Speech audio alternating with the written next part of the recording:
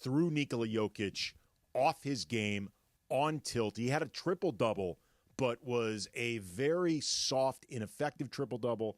The 10 assists came against 6 turnovers, and everybody who played real minutes in this game before Michael Malone finally waved the white flag for Denver, they all played a role in this defense. Like, everybody top to bottom was just on point defensively. And again, 877-710-ESPN. If you're holding, hold. I will get to you. Going to hear from everyone. I want to hear from as many people as possible tonight. But before we take the call, got to talk about Luka, because this was his breakout game as a Laker. 32 points, 10 rebounds, 7 assists, 4 steals against just 1 turnover. Absolutely locked in.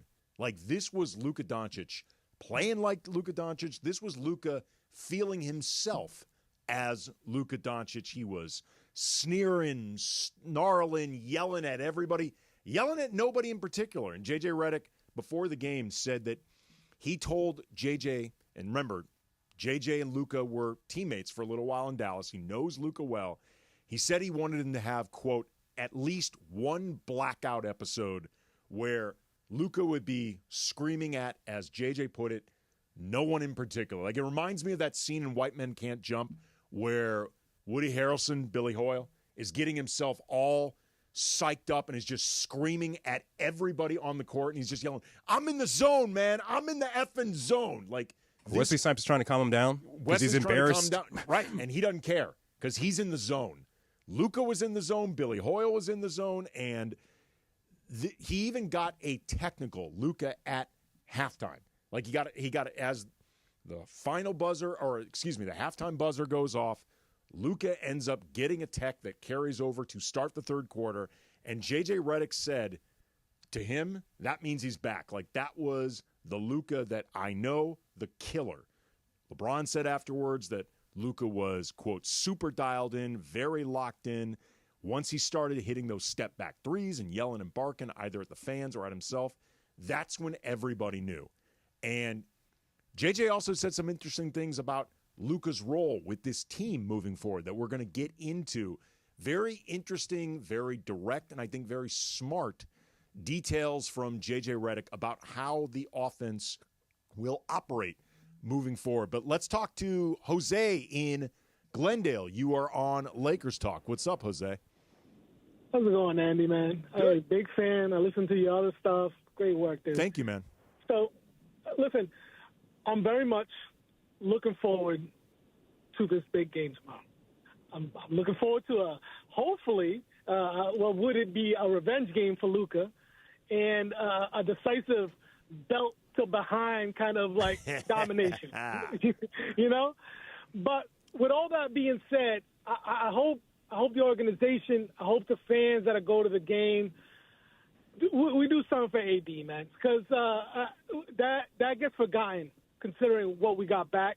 But I just want to say I'm a fan of AD. I appreciate him. He won a chip with us, you know, so, well, you know, what more can you ask for? And, you know, if he's you know, we're going to make sure that he goes out right as his welcome home party. I appreciate the call there, Jose. And we're going to get into tomorrow over the course of this hour. But I can promise you, unless because Anthony Davis is injured, he has somehow messaged to the team that he wants them to hold off on that type of official recognition just because he's injured and can't get that moment in a game that he's going to play in. I can promise you there's going to be a tribute to Anthony Davis coming. There will be something on the video board. It's going to be really well done. The Lakers are good at this sort of thing, and it's totally deserved.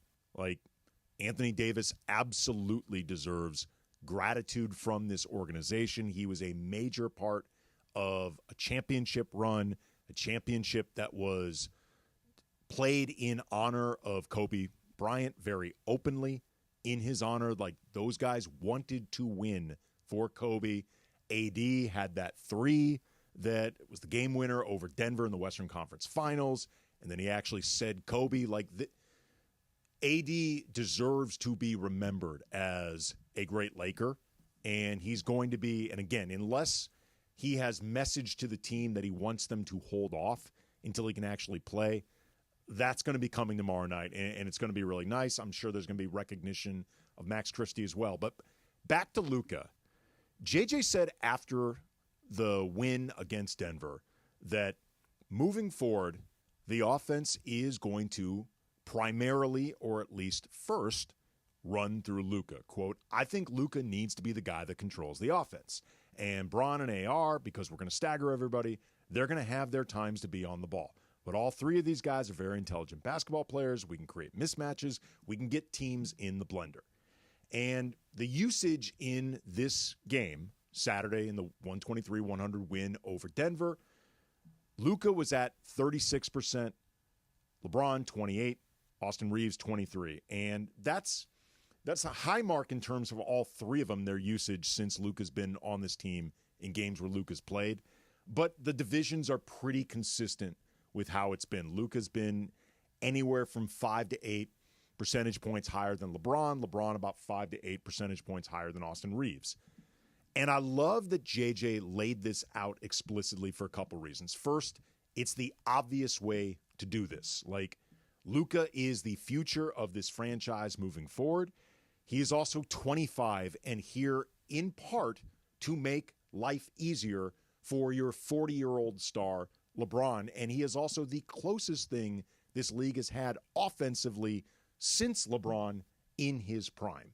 So, a lot of ways, the hell else were you going to do other than Luka being that primary point guard? Not the only one, but the primary one. But also, too, this provides clarity.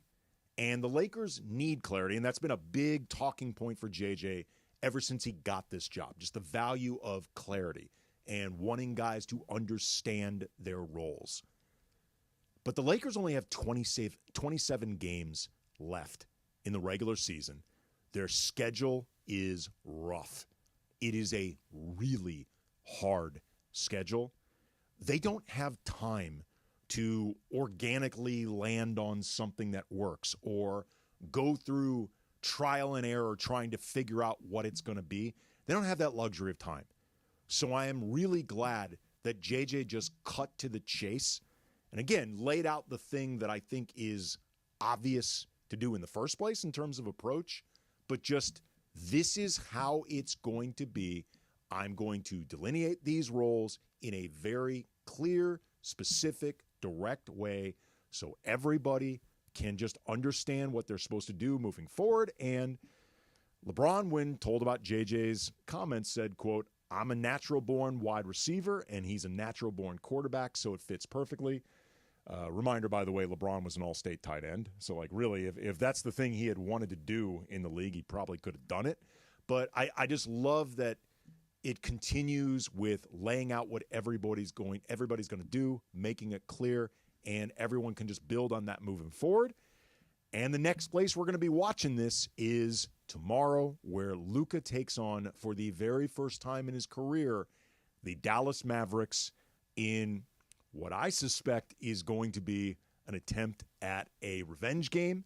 Hopefully, Denver was the dress rehearsal. Break down some of how this could look tomorrow. Again, 877-710-ESPN. If you are holding, please hold. I'm going to get to you next. Lakers Talk, Andy Kamenetsky, ESPN LA 710. Our daughter Jessie loves playing detective. A clue. But since we discovered she has sensitive skin, we've been playing detective too. We thought the problem was our puppy. But it was actually our old detergent. Aha. So we switched to Tide Free and Gentle. Tide Free and Gentle provides an excellent Tide clean, and it doesn't leave behind irritating residues like dyes or perfumes, so it's gentle on your skin. Case closed. If it's got to be clean, it's got to be Tide Free and Gentle. What if your limited inventory had unlimited potential? What if your biggest risk was not taking one? What if you could make every move matter? Bank of America's business solutions can help bring your biggest what-ifs within reach. Find out how our digital tools, cutting-edge insights, and trusted expertise can work for your business. What would you like the power to do? Visit bankofamerica.com/banking for business to learn more. Bank of America is proud to be the official bank sponsor of FIFA World Cup 2026. Hey guys, it's Sedano. At Los Angeles International Airport, changes are arriving daily to help reduce traffic, save travelers time, and transform the travel experience. The LAX Economy parking structure is now open with thousands of smart parking spaces, as well as hundreds of EV charging stations. Modernized terminals have biometric gates for faster boarding, and in the future, the People Mover train will connect travelers to LA Metro. For more information, go to their website, flylax.com/transforming-LAX. That's flylax.com/transforming-LAX. Michelle Smallman here. Do you want to be at the draft in Green Bay, Wisconsin? Travel Wisconsin is sending 10 lucky fans and a guest to the draft. Experience the thrill of the draft firsthand and make memories that will last a lifetime. Don't wait. Enter Travel Wisconsin's Dream Draft Sweepstakes. Visit travelwisconsin.com/draft to learn how you can win a trip to experience the biggest moment of the offseason. Epic moments that become lifelong memories are waiting to be discovered across Wisconsin. Terms and conditions apply. This Black History Month, National University honors those who have broken barriers and paved the way for future generations. If you're a parent and a professional, a dreamer and a doer, NU is here to support you with flexible online classes and career-focused resources, so you can earn your degree while balancing work, family, and everything in between. Visit nu.edu to learn more. That's nu.edu. All the latest surrounding the Lake Show, right here on Lakers Talk with Andy Kamenetsky. Like LeBron and JJ have said, our margin for error is so small. We always have to play at the top of our game. Luka both raises the floor and the ceiling of this team because he can do things that few players around the league can. One of them happens to be LeBron. Lakers Talk is presented by Hoag Orthopedic Institute. When pain keeps you from doing what you love, Hoag Orthopedic Institute gets you back to you. Visit HoagOrthopedicInstitute.com to get the help you need today. Now back to Lakers Talk with Andy Kamenetsky.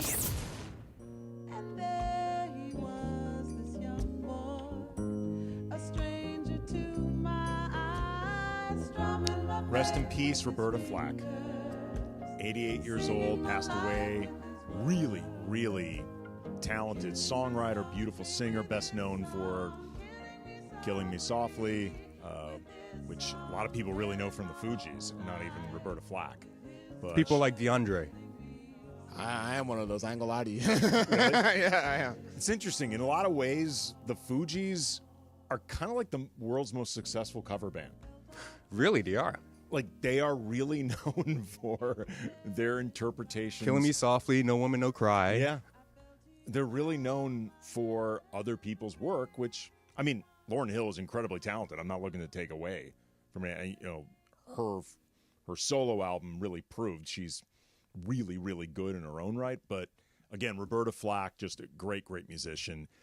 Tomorrow, the Lakers are going to be on the court taking on the Dallas Mavericks, i.e. the team that shocked the world by trading them Luka Doncic without any warning whatsoever, without any foresight from Luka Doncic.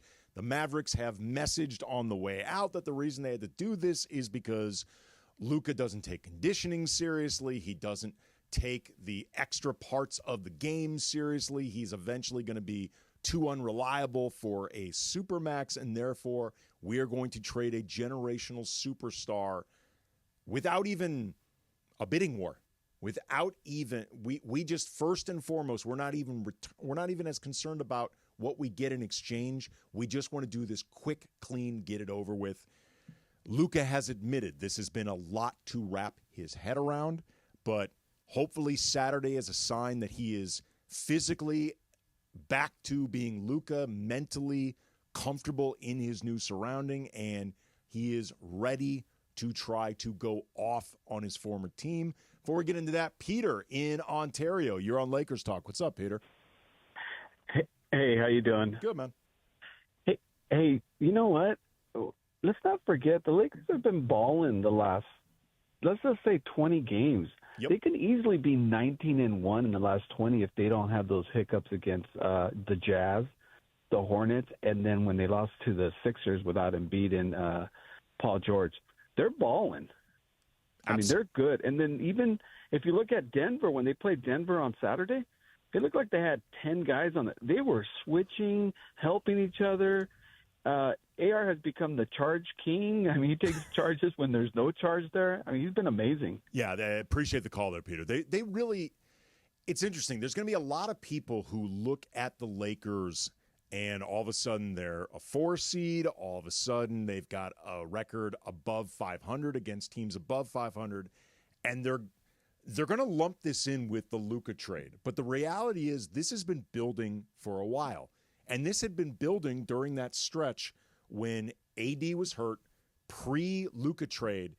And for a little while, it felt like you're just looking to see the Lakers tread water until they eventually get AD back.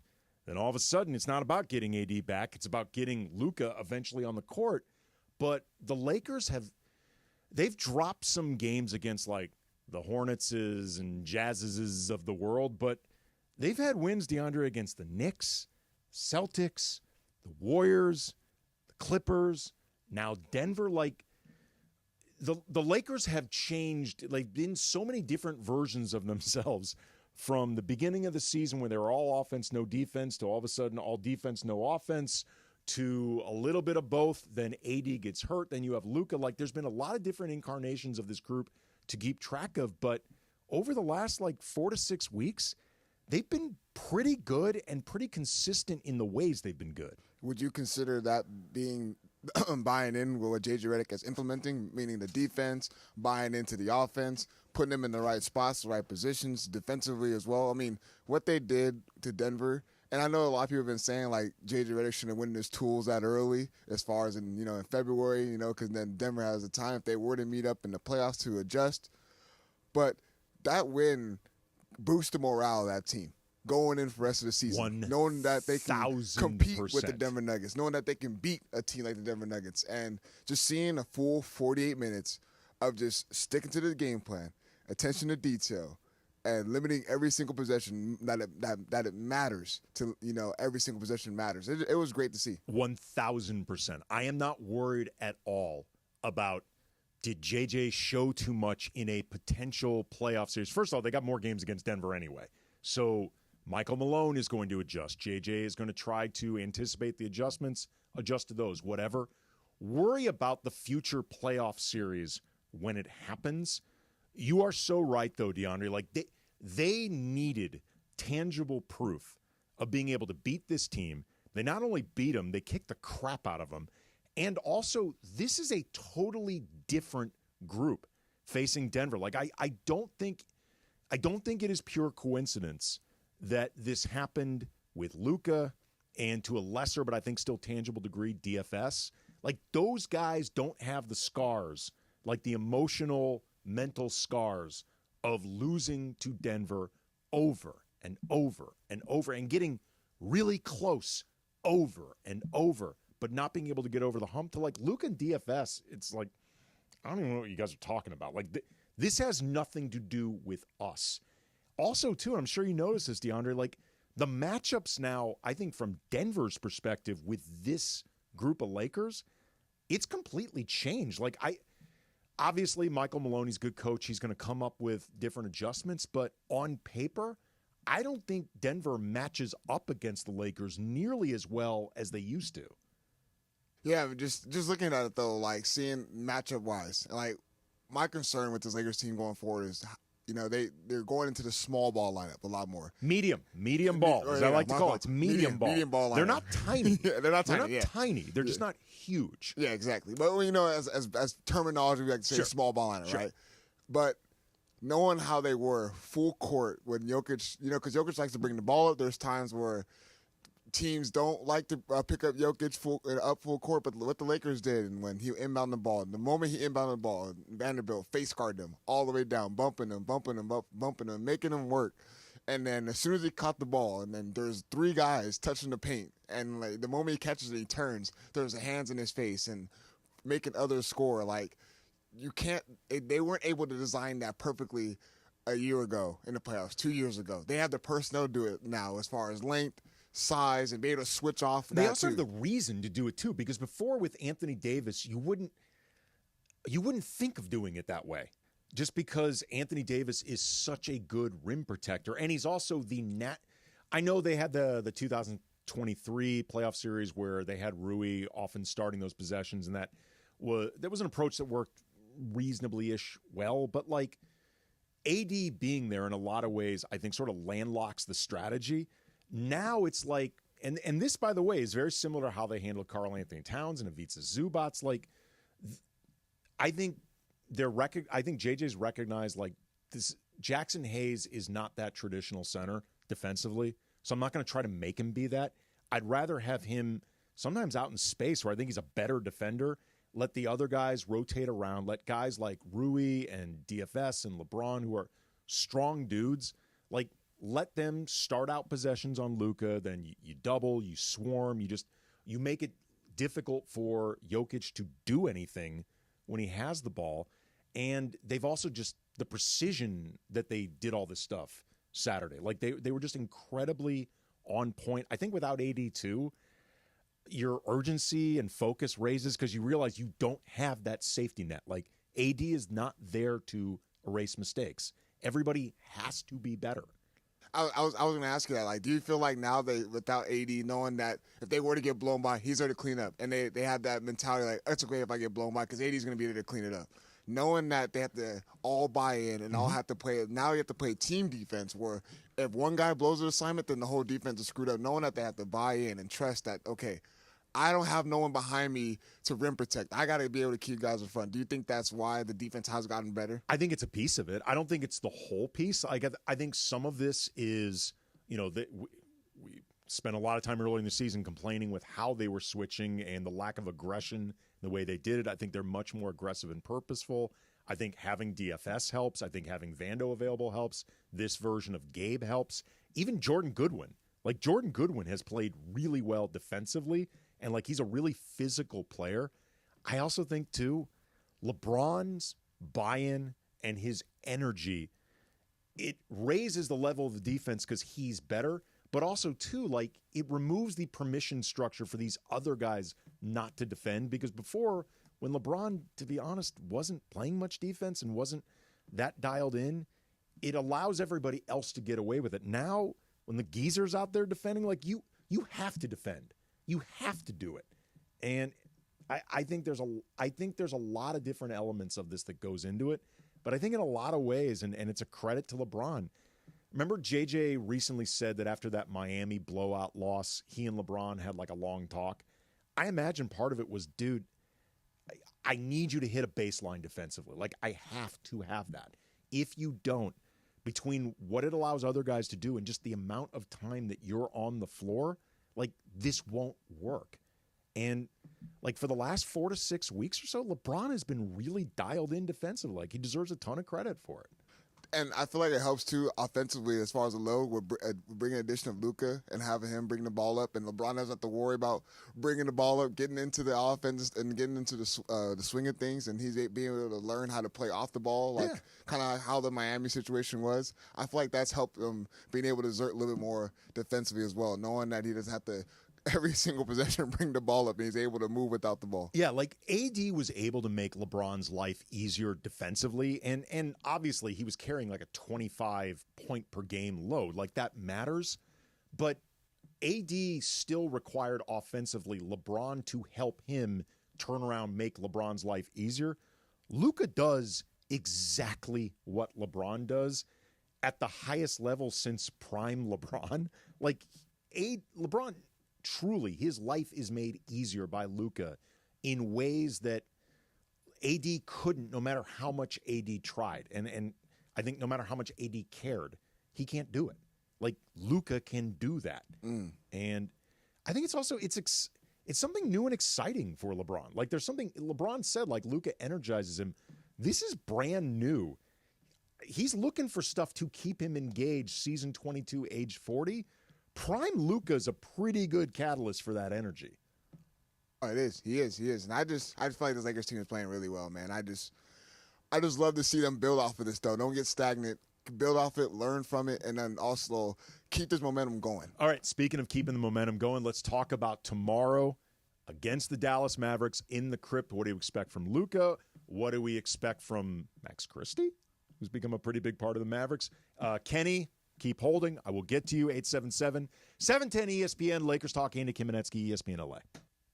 Hey, it's Mace. Want a new game to get excited about? Check out Chumba Casino, your favorite online social casino. It's free to play, no strings attached. Enjoy social casino games like bingo, slingo, and slots and more with new releases every week, whether you're at home or on the go. Play for your chance to redeem some serious prizes. Get started today at ChumbaCasino.com. Available only to players in the U.S., excluding Washington, Michigan, Montana, Connecticut, and Nevada, and Canada, excluding Quebec. No purchase necessary. VGW Group. Void where prohibited by law. 21 plus. Terms and conditions apply.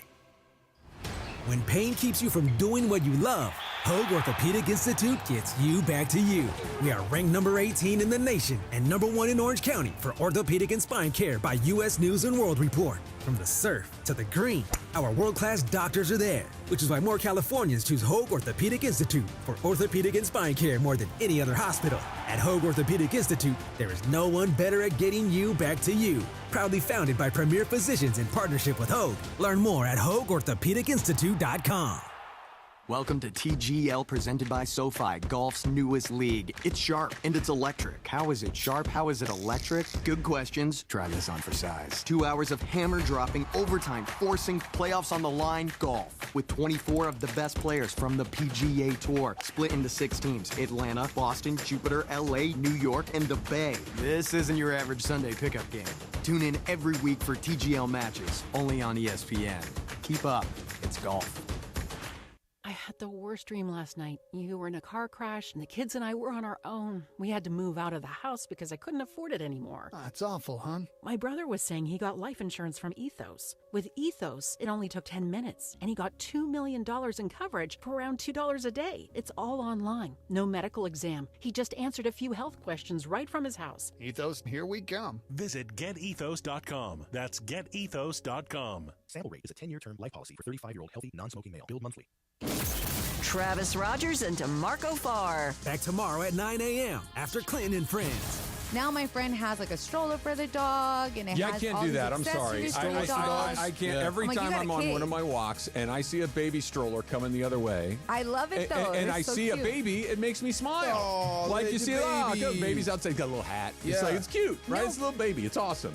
And I see a dog in there, and I'm like, these people. Really? Like, A dog is meant to be walked. Enrages me. Dang. It's so a cute, dog. though. Laura, why is If it the, cute? if the dog can't walk, it's time for the dog to go. I don't get enraged. I just kind of avoid that person. It's We're like, on the dude, same what are you page. doing? What are you doing? Okay, it's not a so- human being. It's Hold an on. animal. If it's an Hold old on. lady, and an old dog, Little different. Little different. That's a companion at that Yes, point. But correct. if you are an Okay, but listen, let me give you a different how do you feel about perspective. e-bikes? Weekday mornings at 9 a.m. It's Travis and DeMarco. on 710 ESPN. This is Lakers Talk with Andy Kamenetsky on 710 ESPN. The Lakers are on a 2-game winning streak after a massive game from Luka in Denver. Just trying to feel like myself a little bit, playing this game. This was what I love, so I'm just finally, being myself a little bit. So that's why I was smiling the whole game. It's the home of the Lake Show and the home of Lakers Talk. Lakers Talk is presented by Hoag Orthopedic Institute. When pain keeps you from doing what you love, Hoag Orthopedic Institute gets you back to you. Visit HoagOrthopedicInstitute.com to get the help you need today. Back to Andy Kamenetsky. That's the time. I feel like making love to you. Lakers Talk, Andy Kamenetsky, ESPN LA 710. Feel like making dreams come true. Laker fans are hoping that Luka Doncic is feeling like making dreams come true tomorrow night against the Dallas Mavericks, his former employer, who just callously, some would say even shamelessly, sent him out the door messaging that old Tubby would never keep himself in condition, that he's just a ticking time bomb, that body, waiting to explode, and therefore he is not worth a supermax. And we're going to get ahead of this, and we're going to send him out unceremoniously. One figures that Luka is going to be looking to say something about it tomorrow night at the Crypt against the Dallas Mavericks. Pregame coverage begins at 5:30 with Beto Duran. The tip at 7, postgame with Beto again. We're going to get into that game, but first, Kenny in Tarzana. You're on Lakers Talk. What's up, Kenny? First of all, I love the Roberta Flack tunes, the lead-in tunes. And I got to tell you, I'm going to show my age here, but there's a great one that Luka should refer to the ownership of the Mavericks, which was a cut with a duet with Donny Hathaway called "Where Is the Love?" Oh, yeah. Around 72. Anyway, I think, LeBron kind of deferring or being very gracious towards Luka is not a surprise at all to me. Seems they've had a mutual admiration society going since the first time that Luka played against LeBron. And and I think LeBron is hungry for another title now, and he's being infused with a player who's very similar to him.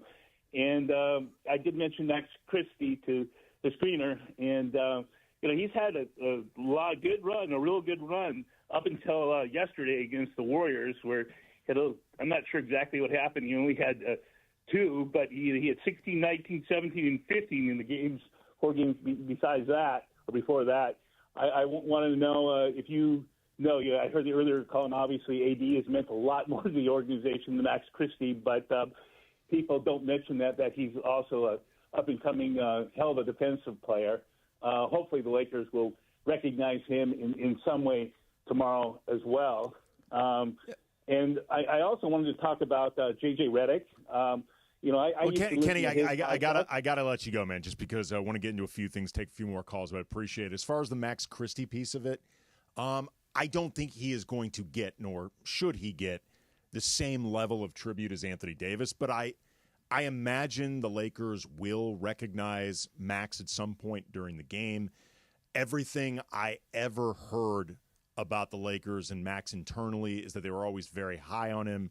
They thought very well of him as a person as well as a potential player. He is, for those unaware, playing very well for Dallas in 8 games, 15 points a game, 50% from the field, 43% from behind the arc, 3 assists, 5 rebounds. Like, he's steal a game. He is really playing well. He had been playing very well for the Lakers once he got put in the starting rotation.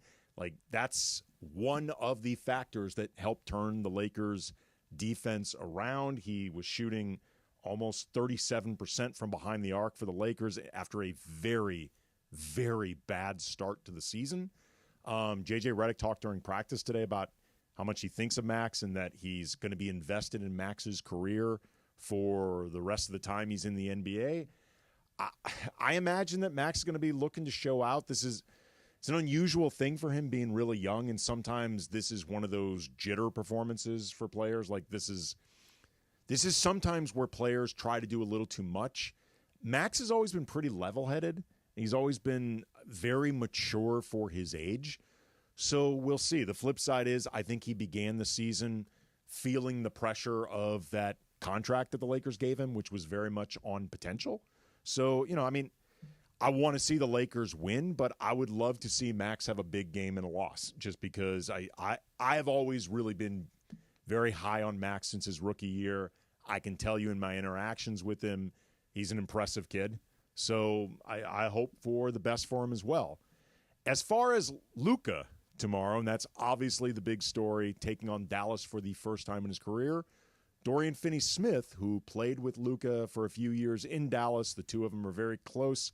He shared some thoughts at today's practice about this upcoming matchup. Been around Luka a long time. When in that game did you sense that you had a little different vibe about it? I can't lie. I don't know. I knew it was just gonna come. You know, on Luka, he, I shoot with him all the time, so I know there wasn't nothing wrong with his shot. It's just, he hasn't played for a while, so. He ain't played since Christmas, and guys want him to come back and be, 30, 10, and 10. But it takes time. He's human, and I'm just happy he found his rhythm. Looking to tomorrow night, obviously that's going to be a big game for everyone. What are some of the keys for you guys? Just go out there and play hard. We want to get this win just like any other game, but we know it's going to be a lot of emotion in the air as far as what everything that's done happened, but we just try to go out there and get the win. Speaking of that emotion, you know that Luka uses that to fuel himself. Sometimes how do you think it'll fuel him tomorrow? I think he's gonna be excited, but everybody in the locker room is excited. We got this back. It's gonna be a hard-fought game. I know J. Kidd gonna have them ready to come in and compete, so we just gotta match the intensity. DFS real quickly also had what might be the quote of the Lakers season in describing the type of looks that he's getting from Luka and LeBron and Reeves and the offense in general. Last couple of years I ain't been playing with guys like Luka, so I've been getting hard closeouts. But now I got that time to you butt naked wide open. So excuse my language, but Please more of that. You ass you wide open. So you just gotta shoot the ball with confidence. That's right. Butt naked, wide open. I love that he thought it was a bad word. Well, I don't think he thought it was a bad word as much as he might have thought, okay, there are women present. I'm bringing up nudity. It might be a little much. I think he was just trying to be respectful. Very PG what he said. Right. Dorian, if you're listening right now, you have absolutely nothing to worry about, nothing to be ashamed of. But that butt naked wide open. That question of how Luka is going to react to this game tomorrow, I am sure it's going to be incredibly emotional for him. I remember right before the All-Star break, he said after that loss to the Jazz, I need a mental break as much as anything else. Talked about this before, man. This is a lot for him to process. He went from being a guy who figured he was going to be a Mav lifer. He was going to be the next Dirk Nowitzki in terms of that franchise's history. He had just bought a house, another house. Pretty sure Luka already had one house in Dallas, so this was another house. This, sucker punched him as much as it sucker punched Anthony Davis, as much as, I guess it's a positive sucker punch, but it sucker punched LeBron, Rich Paul. They did not know this was coming. There's been a lot for Luka to process. My hope is that Saturday against Denver, that was not just the first we saw Luka looking like Luka. That was the dress rehearsal for him absolutely going ham against Dallas. Because one of the things that you do hear about Luka that is very similar to Kobe, he's a guy that when he's pissed off and has purpose, he can be really, really good. Johnny in Long Beach, you're on Lakers Talk. What's up, Johnny? Hey, Kaminsky. Hey, DeAndre. Hey, man, what about them Birds? My roommate, big Eagles fan. That's back right. in the Let's day. go Birds, baby. I got you. Hey, as a Raider fan, though, we'll see you. We'll see you in the next, 10, 15, I was going to 20 say, years? see you where? No, but my first thing was as George was saying, they played their cards too fast. Did Denver just kind of lay down and say, hey, look, yeah, maybe you do got us. I think, we need to look at it, the other side. They're looking at it dang, you figured this out. They're oh, man, now we're the prey. Yeah, I appreciate the call there, Johnny. I don't want to read too much into what happened on Saturday just because it's not just a small sample size of what this team looks like. And, it's the first time the Lakers have beaten Denver, it feels like, since the Western Conference Finals in 2020 on the way to that championship. The Lakers have been getting housed by Denver for the last couple years. So you don't want to read too much into it, especially because, again, Michael Malone is working off a very small sample size just to game plan. This is one of the few times where I think JJ has actually had an advantage over a really experienced good coach.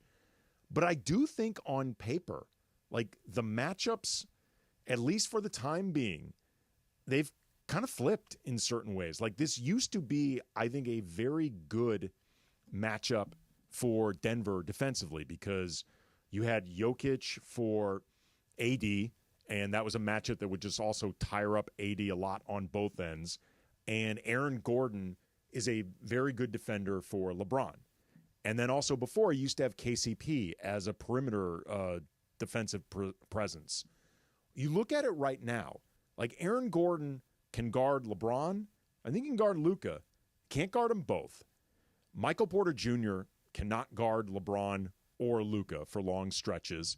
Christian Brown's a pretty good perimeter defender, but he's too small for Luka and LeBron. Like, you can put him on Reeves, but that's just one guy. And in the meantime, Christian Brown's offense can come and go. I think Rui now is going to be very capable of creating mismatches that work for him offensively. And there's no natural cover for Jokic now. Like, I mean, I guess either watching Jackson Hayes or there's no. You know how sometimes you'll have a center play off the offensive player, like the Tony Allens of the world, or the way teams have guarded Russell Westbrook, like that non-shooting presence. The Lakers don't have that in their lineup now. So I guess you could put him on Jackson Hayes, but like Jackson's not a central part of their offense other than the lobs. Like, again, I expect Michael Malone to get in the lab, think about this stuff, but DeAndre, like I feel like all of a sudden the Lakers are a bad matchup, at least potentially, for Denver moving forward. Even when you mentioned Jackson Hayes and he's not a big part of the lineup, there were still actions that the Lakers were doing when he would set a screen and he would roll to the basket and he was wide open. Right. So it's like he's still going to be put into spots where he can be effective, right? And I just feel like you mentioned, like Lakers don't have no one on the offense where they can't create their own shot or do some offensively that can enhance them on that end. And also defensively, like you said, they don't have a set guy to just guard Jokic, which kind of helps them out in a way. They can keep on switching and rotating guys to throw different looks at Jokic and make it uncomfortable for him. Yeah. And what Denver was doing was that their offense was real stagnant that game. I don't think it would be like that the next time they meet them, but there was possessions where Aaron Gordon, when he caught the ball, he's like, oh, I don't know what to do with it. Well, and when Westbrook was in there, obviously he shot the ball not too bad. He shot the ball well. They're gonna live with those. They're gonna live with that. They're gonna live. I know Aaron Gordon's been shooting the three really well this season, but like Russ, I think they'll start tightening up on Gordon if he's really hot. But like Russ, if he hits 5 threes in a game, you live with that. Like you have to pick your poison somewhere. The other thing too, for all the focus on what they did to Jokic, and I get it, he's Jokic. Don't sleep on the way Michael Porter Jr. did not do much in this game at all. I get that Jokic has been difficult for the Lakers, but like Jokic is difficult for everyone. Michael Porter Jr., though, I would argue is the guy over the last season and change who's actually been really hurting the Lakers. If they have figured out a way to slow him and slow Jokic, at least semi-regularly, combined with all of a sudden the way they're going to be forcing things on Denver defensively, like this Lakers team is so different. Like we're going to see how they match up now against the Thunder moving forward, because they used to be a bad matchup for the Thunder when they were so much bigger. Now they're smaller than the Thunder. Like I don't know what that does for the Lakers. Like it might turn it into a worse matchup for the Lakers. I have no idea. Like it's rare that you have a team that this late in the season you get to figure out in real time who they are. Like that's really fun. Like it's really cool. The only thing I feel confident about is they're good. Like I know they're good. I've seen enough to know. I thought they were good before, but I think their ceiling now is higher. I firmly believe that. That's what happens when you buy in. All 5 when you buy into the product, man. I'm telling you, that's what happens. Yeah, absolutely. All right, coming up as always, we are going to close things out with Crunch Time Funchy leads. DeAndre and I react. Lakers talk. Andy Kamenetsky, ESPN LA 710. The biggest show on the radio. Mason and Ireland, weekdays at noon. How many 65-year-old sports talk show hosts are there in Los Angeles? But I mean, back in the day, it was not so weird. And I also think I have broken most rules in my career, done stupid stuff, and I don't see why I'm not the guy that stands out into his 70s. Okay. Into his 70s. That's the magic number. You're Pete Carroll. I am. I'm Pete Carroll. There you go. I'm like a kid out here. World's oldest Gen Zer at this point. Yeah, no, exactly. World's oldest. We want you here, Ireland. That's all that matters. We want you here. We'll see how much. We should do the entire negotiation on the radio. Should we get everybody involved? Yeah, get everybody involved. Idea. Yeah. Steve Mason and John Ireland. Tomorrow at noon. Mason and Ireland on 710 ESPN. Hey, it's D4. If you're like me, you just don't want to watch the game. You want the best experience every time. That's why Absolute Sport is a game changer. VIP access to the biggest games, exclusive pregame parties, luxury hotels, whether it's courtside, ringside, or the 50-yard line, Absolute Sport makes sure you're there, not just watching, you're living the action. Visit us.absolute-sport.com. That's ABSOLUT-sport, and make your next sporting experience absolutely unforgettable. Hey, John Ireland here. Is it time to sell your home? Whether you're downsizing, moving, or inheriting a property, call Seller's Advantage. With decades of experience, they offer custom cash solutions and can close in days. No repairs, no hassle. Just a great offer that gives you peace of mind. Call 888-390-AS-IS or visit sellersadvantage.com. Don't worry, sell happy with Seller's Advantage. Don't worry, sell happy with Seller's Advantage. DRE number 01961658. It's crunch time on Lakers Talk. When the clock is ticking and it's all coming down to the wire, you know what that means. This is crunch time. All right, as always, we close out with a little crunch time. Funchy's got some topics for me and DeAndre. What do you got? So we were just talking about this right before we started the show. The Lakers announced today that they're not going to be doing the City Edition uniforms no more for this year. They're 1-9 with them on. I guess there's been a cry on social media to get rid of them because of the 1-9 record. What do you think? You think is this a bad coincidence, or do they really have bad luck wearing these uniforms? I mean, 1-9's 1-9, man. Like it's terrible. First of all, the lesson here: never stop yelling at your favorite team over social media. It works. Scream at them all day, every day, apparently. Because, I mean, this has become a thing. Like, they've not just been losing games in the City uniforms, they've often been terrible. They play really bad. Right. And, look, at this point, like, especially because they've been so bad, unless you're a diehard collector of that stuff, nobody's going to be buying the jerseys that, like, signify losing, other than maybe, I guess, I'm sure they're going to make a new Doncic one. There's going to be a new Luka City edition. And there's those Laker nuts out there that have to have every jersey. Luka may never play in it. He may never put that thing on. But if this is actually true, that the Lakers are no longer going to wear the City editions, awesome. I like them. They look a nice color. I mean, if they lose in them, I get that. But a very, very nice color. It was one of the best City uniforms in a while for the Lakers, actually. Man, maybe Jeannie is taking a financial hit on this. If she is, I congratulate her for doing what is best for the franchise. I always find it funny how they really, after every game, they'll keep the record like, Yes. the Lakers are 1-3 right now with the City editions, and then they obviously just kept on continuing. Like, all right, let's get rid of them, ban the jerseys. This is according to a site called Locker Vision. There's 6 games, or 7, I guess, including tomorrow, that were slated for those jerseys, and they're not going to be wearing them. So, Godspeed, City Edition I find jerseys. it funny, just being an Eagles fan, just to kind of relate to it, is that when the Eagles want to run the ball, everyone on social media is like, run the ball, run the ball, run the ball, and they'll tweet at the Eagles and all that stuff. Yes. And obviously, the Eagles started implementing that more. So Again, that's just something to relate to. Again, the lesson is yell at your team over social media. All right, so DFS might have had the quote of the year this week, but last week, JJ might have had the quote of the year last week. Let me just play you this. And he's playing on the second night of a back-to-back at 40 after 22 years with every frickin' record and every accolade. And the kids will say that I'm glazing him. I officially am old now. I didn't know what glazing meant until someone explained it to me. And yes, I'm in my 40s, so yes, I don't know what glazing is. The only thing glazing I know is a Krispy Kreme glazed donut. That's the only thing I know. Pottery. Or pottery, exactly. So, when did you get your light bulb moment, or just tell us one of your light bulb moments that you're just old? Okay, first of all, I just want to set the record straight. I knew what glazing was.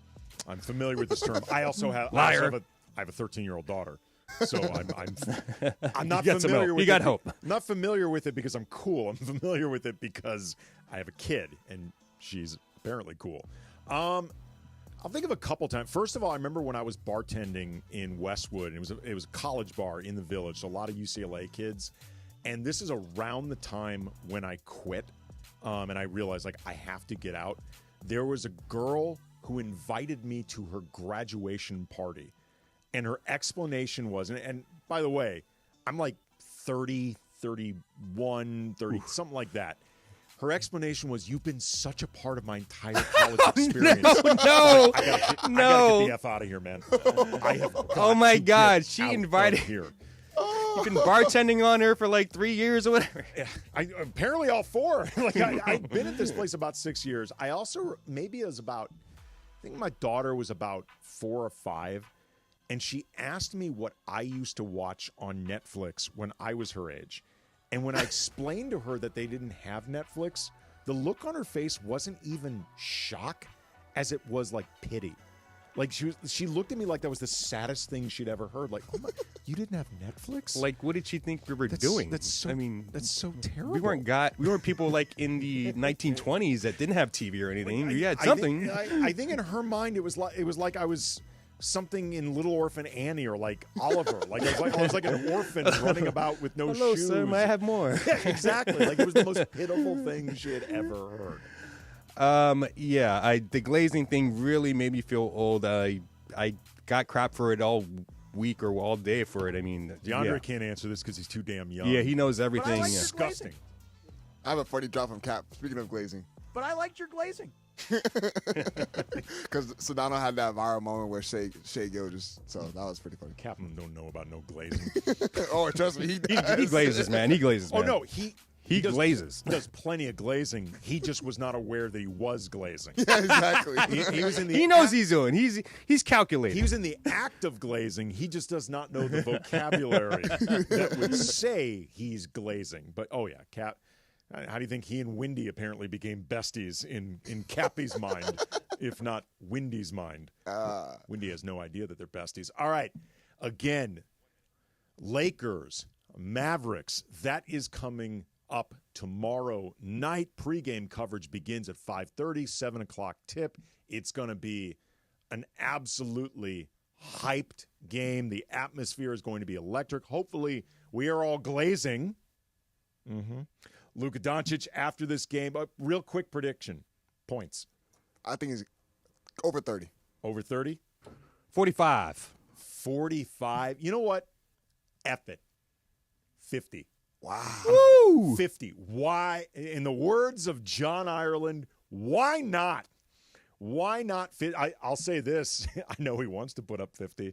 I mean, maybe he wants to not become like the guy who hogs the offense, all that stuff, but I know he wants it. Why not? Why not? Thank you to, as always, to Funchy, to DeAndre, to the kids in the back with the social media, everybody listening. Coming up next, your LA Kings. Lakers Talk 710 ESPN. It was a dominant win for the Lakers and dominant performance for Luka on Saturday night. Here's Luka for 3. Good. Now Luka welcomes his former team to his new home in downtown LA. The Lakers host the Mavericks tomorrow night. Playing this game, this is what I love.